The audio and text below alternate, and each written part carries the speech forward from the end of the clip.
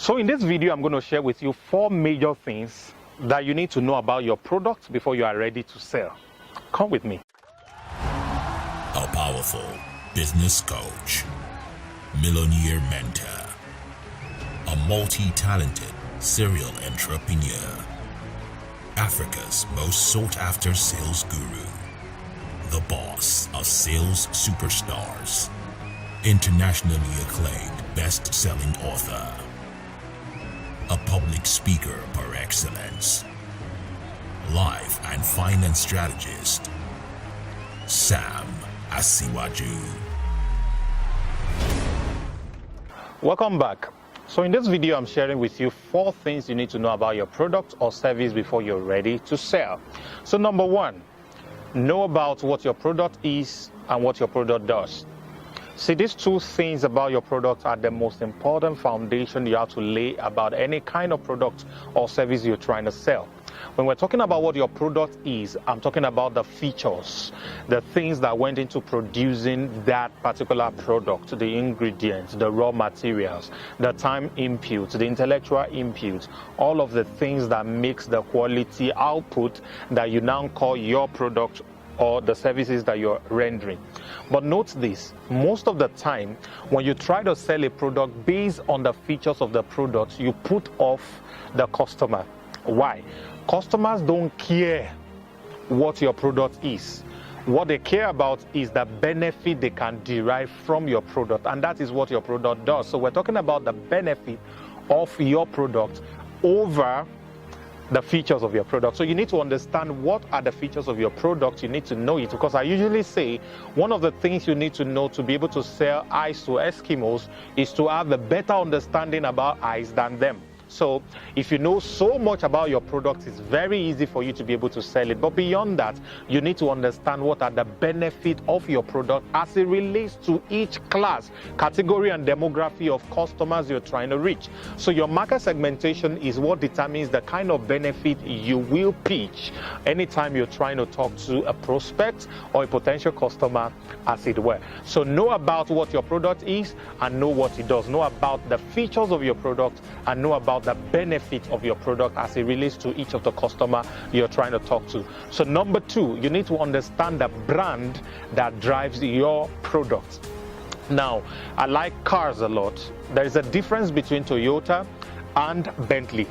Why do you think it takes money to buy 10 Toyota cars to buy just 1 Bentley? Why? All right. The 2 cars basically just have 4 wheels. They have air conditioning system. They can move you from point A to point B. But how come one of them would cost you 10 times of what the other one will cost you? It's very simple. It's simply because of the brand Bentley. A Bentley is 10 times of a Toyota just because it's Bentley. No other reason.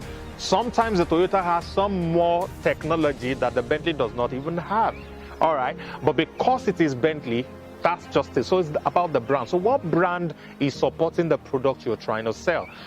If you're selling a product you didn't produce, maybe you're buying from a producer and then you're selling on their behalf, you need to understand what brand actually produced all of those products that you were trying to sell, because that is very important. It helps you in pricing.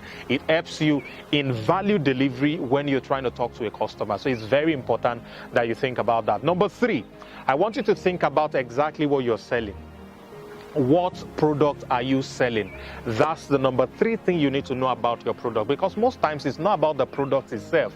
It's about the emotional experience that supports or surrounds the product you're trying to sell. I ask you this question. How many times have you driven 20 minutes, 15 minutes, 30 minutes, 1 hour to a particular shopping mall to buy things that are sold on your streets? How many times have you done it? All right. Why would you drive so far to get the same product you could get at the entrance of your street or your estate? It's simply because of the experience that you get when you buy things at the mall. And guess what? When you buy at the mall, it's more expensive. but you are not actually paying for the product because you could as well have bought it from some little grocery store around your area, but you are paying for the experience that you get at the mall. The air conditioning, the beautiful lighting, the beautiful output, the ambience, that is what you are paying for. So you need to get what exactly is your product offering that is an emotional value, not just what the product is. Coca-Cola is not selling soda water, it's selling refreshments. All right, the same thing, Nike is not selling footwear, it's selling what? Comfort. So what exactly is the emotion that you are attaching to the product or service that you are offering? You need to understand it. And finally, I want you to find out what is the UD factor of your product. What is the unique differentiating factor of your product? Why should I buy your product? Why not buy from your competitor? Why should I buy your own? So you need to outline 10 things as an assignment from me to you about this video. Write out 10 things that makes your product stand out from its competition. These are the 4 major things I want you to know about your product. So write it down. What are the features of your product and what are the benefits of your product? Number 1.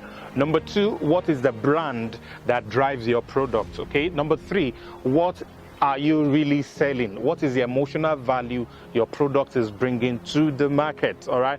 It is not about the product. It's not about the service. It's about the experience. All right. That exactly is what you're selling. And finally, what are the 10 UD factor, unique differentiating factor, that makes your product stand out from your competition? Sam Asiwaju.